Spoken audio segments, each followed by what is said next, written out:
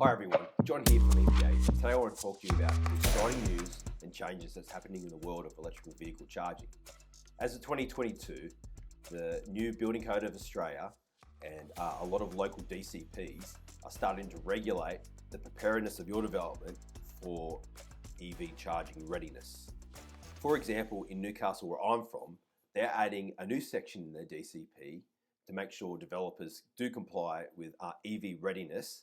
That's something that every project over $200,000, that's including alterations and additions to a single unit dwelling, class 1, will still need to comply with the EV readiness section of the new DCP.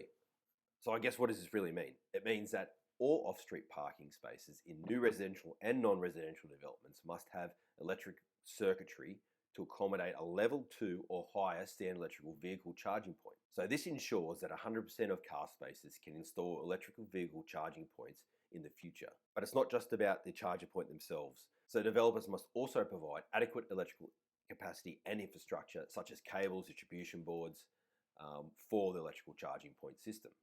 The circuitry must be buried underground or provided via cable trays sufficient to accommodate electric vehicle charging for each car space.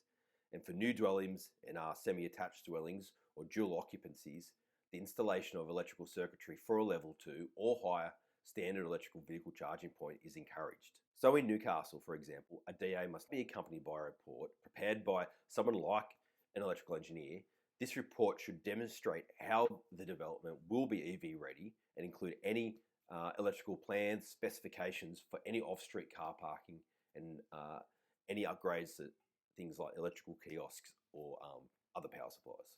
So at EPA, our EV charging specialists offer services to help developers, builders, architects, building designers with this new regulation and ensure their development is ready for the future of electrical vehicles.